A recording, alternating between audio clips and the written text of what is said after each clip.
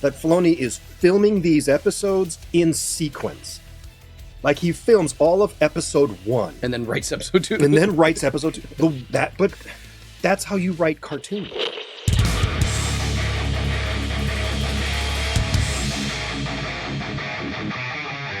I had this crazy idea for an opening segment where, like, there's a dad and a son, and the father is trying to teach the son this very harsh but important life lesson growing up. And then they go out behind the garage, and there's a dog shooting scene where he has to shoot the dog. But it's done tremendously violent.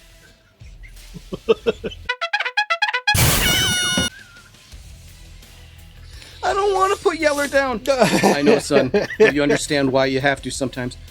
I understand, Dad. But then it's like Tarantino-style dog execution scene. Take this shovel. Well, speaking of beating a dead dog to death, welcome back to Ahsoka. Okay, listen. Okay, this is episode 6. Far, far away. Let me move this down a little bit. It's in the way of your pecs. Yeah. That's much better. Now it just looks like... Girls and gay guys like that. Yes. Now it just looks like a sheath for your penis. It was nice that this episode moved the story forward. Okay. For the first time in 5 episodes. Yes. The downside is it's clearly a Dave Filoni script, because if you stop to think about any of it for a second, none of it makes a lick of fucking sense. No, it does not. From top to the bottom, and nonsense. Ahsoka and Huyang are on the ship. Who the... Huyang. Okay, yeah. I was like, I don't remember who's going where right now. Okay, yes. And Ahsoka reveals, Sabine went with the enemy willingly. Oh no, what does that portend? I don't know. Absolutely nothing. So just saying that's something that happened. So the giant Eye of the Eye of Sargon arrives at the planet, and it's true. That's the Night Sisters of Dathomir. They're talking. Okay, it's clearly them. Can I just point out her whole? I can't believe it. She just went with them willingly, right? As opposed to dying. That she should have just killed herself right then and there. Well, I think what she was getting at is she should have fucking destroyed the MacGuffin and put an end to it. She'd have died there too. And the universe, the galaxy would be safe. Right. Until they found out, we can just follow the Purgles. We never needed this fucking map to begin with. This whole thing is stupid. Whole thing is stupid. All right. And then Skull and Hattie, they're having this talk. Skull is like, he reveals that the Jedi and the Sith, they've gone up and collapsed numerous times, and this is just another cycle, and he intends to put a stop to that cycle because he senses a great power on this planet. Convenient that it just happened to be here, I guess. Whatever.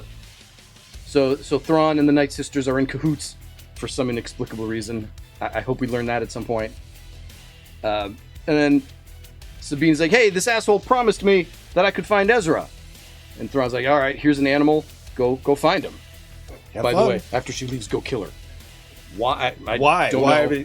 She's going out into a barren wasteland. What if she gets the upper hand and they kill them? Doesn't matter. Don't care. Then why are you bothering with any of this? I don't know. I'm just... So they find the new Ewoks. They're little turtle people. Yes. Those will be cute plush toys in time for Christmas. I can't wait to own one of those toys. And there's Ezra, and he's like, oh, I knew you were going to come help me. Thanks for that. And then Thrawn is like, oh no, Ahsoka is coming probably in the mouth of a Purgil. Kill them when you see them. Ah. There's all this hype around Thrawn. Thrawn's great return. This Thrawn is the most evil of all evils in the galaxy. And then when you see him finally, he's like this 5'7" dude. With a ridiculous belly. This is fat fucking middle-aged loser. This dork is who you were afraid of? And he does the most ridiculous nonsense. Oh no. When he so this is about to happen? I totally knew that was going to happen. All right, well, you just lost because they beat you just as I had planned. You're so full of shit. The Filoni fingerprints are all over this because, he's used to writing cartoons. Yes. And the story doesn't matter because it's a cartoon, you look past it. But here, one of the first lines from Morgan Elspeth is, okay, we've arrived. Let's not keep them waiting.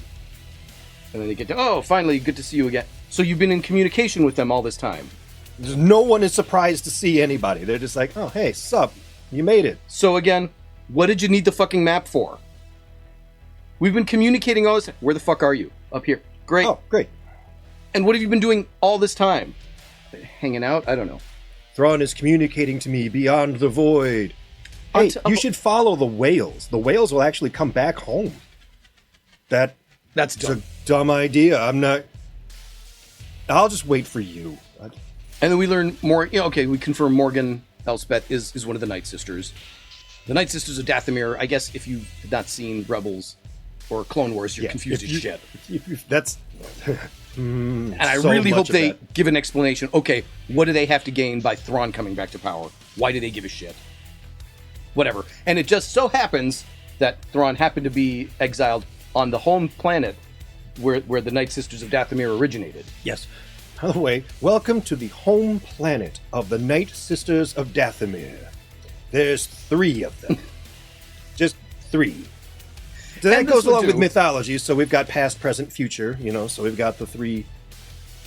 But where the hell is everybody? Why is this a barren wasteland? Are we going to get into that? And why did you not know how to get here? It's the home planet where you originated from? Do you not remember how to get... I don't know. I don't know. It reeks of Jedi in here. This bit. She's the least one that should be... These 2 are actual Jedis. Right. She's just a broad. What are you fucking talking about? This girl who tried to move a cup by staring at it and straining and nothing happened and just like, she reeks of Jedi. But not the actual 2 Jedi. Right. And you couldn't have said, she's a Mandalorian. You could have gone that route, but you didn't. Right. That would at least make sense. We've heard, they're kind of dangerous. Take her into custody. Because we need to, I don't know. So many of these probably questions... got weapons up her ass. The answer to all of these, why did you do it that way? I don't know, because we did. So, Thrawn, it's so stupid. They make it up as they go.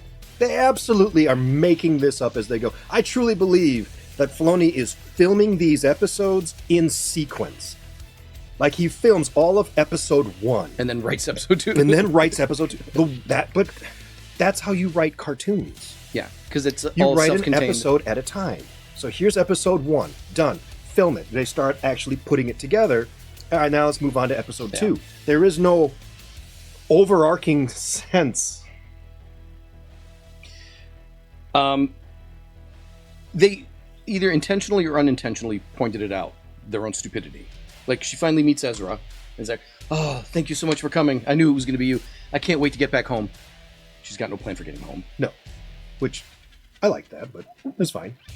Well, but then, later on, she's in her conversation with Thrawn, and Thrawn's like, you gambled the fate of the entire galaxy on your stupid belief that you'd find Ezra, and then what? What he's asking, are you really that stupid?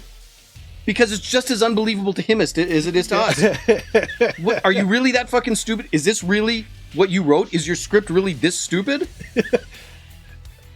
I'm going to get to this unreachable planet outside the galaxy and have no idea how to get back? Every once in a while in that episode, Thrawn would demonstrate this level of intelligence that I almost start to like, and then he would double back on it and just make it stupid. So that particular scene when he was like, that's your whole plan, you're gonna come here to find your friend, and then out there in the middle of nothing, and then be stranded here with him. Yeah. And when she was like, and he was like, okay, there's a rat thing, jump on that and go have fun, I guess. And so off she goes. And that should have been it. He should have just been like, well, that was the dumbest thing I've ever seen. All right, bye. Why not just shoot her with lasers right away? Why not just throw her off the ship and be fuck you, deal with it yourself, and leave? Yeah. Get on with your plan. What do you... Send a squad to kill them. Why? And then send these 2. And then if they fail, well, then they're dead too. Why are you bothering with any of it? Why not just unload your cargo, which we still don't know what it is, and fucking leave? And strand them on this shithole planet that nobody can get to because you destroyed the map. Try not to make too much... Try not to think about it. Everything. That's the thing. Don't think about it. Just consume and move on. It's just so contrived. None of it makes sense. All right. You have this army of stormtroopers, which makes sense because those big ships, I'm sure, carry a lot of people. And I do like how they're all cracked and dirty and nasty. So they've been here for a really long time, and they didn't bring... And there's not too many of them left yet. Yeah, and none of them know how to do laundry, so everything just went to shit. And then the one trooper comes out who's got this weird face thing. Captain something or other. I have no idea. But he's got a face. And I don't know why that threw me off so much. Because it looks fucking stupid. That was it. Yeah. That was it. It just looks so fucking stupid.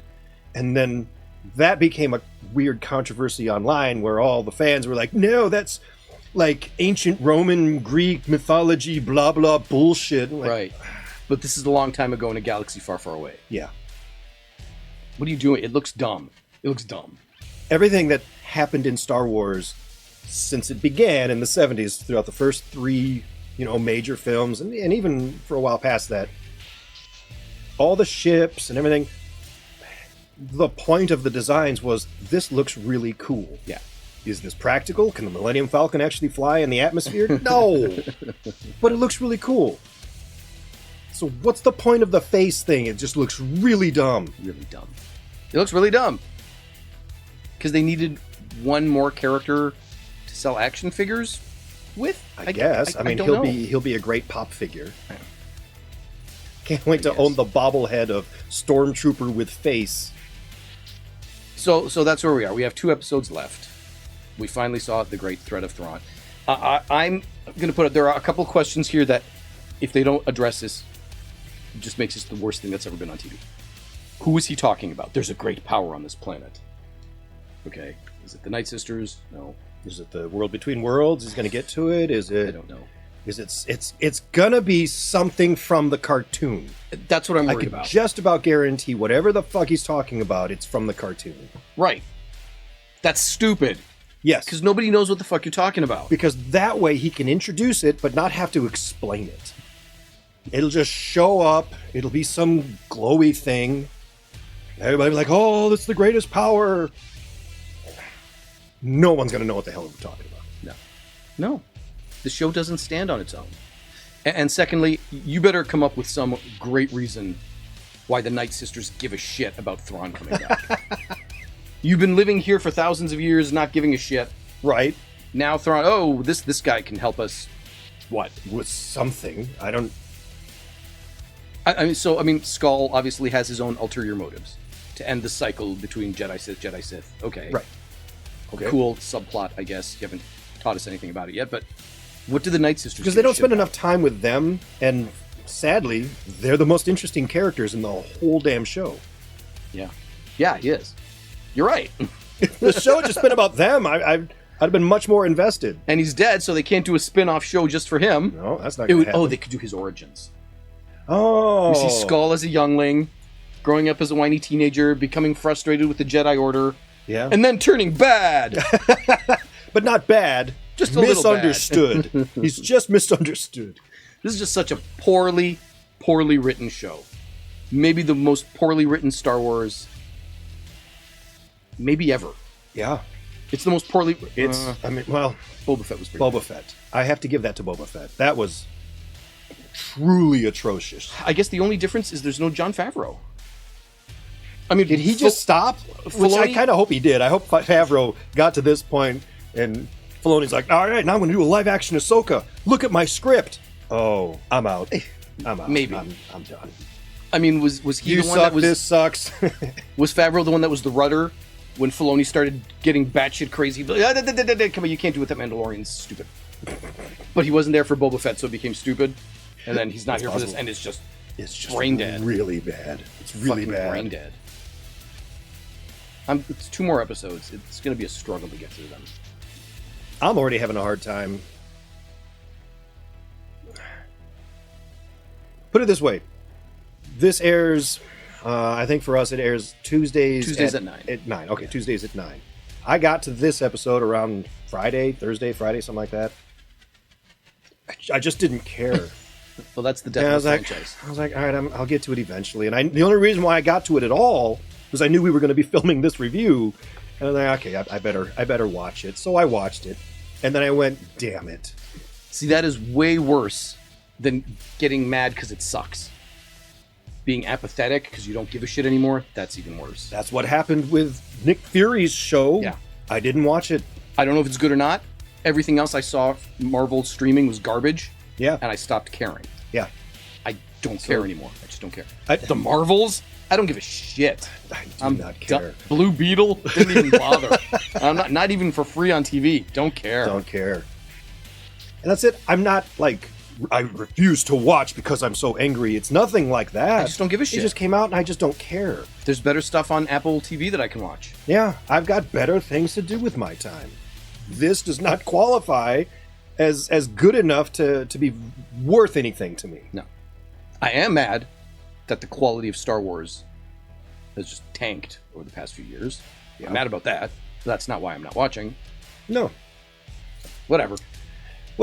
Comment below. You got to let us know if you're watching Ahsoka and if you're like, do you agree with us that this show has really, really tanked and it's just awful? Or are you absolutely in love with it and love all things Filoni?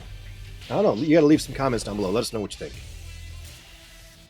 Fat in-sub losers with bad neck beards that are fanboys are just going to say it's awesome. Even though they know it's not. They understand that it's not. But they feel obligated to say it's awesome because they've built their identity on that now. And if you say it sucks, it means you're not a true Star Wars fan anymore. And if all you have as your identity is I'm a Star Wars fan, you don't want to let go of that.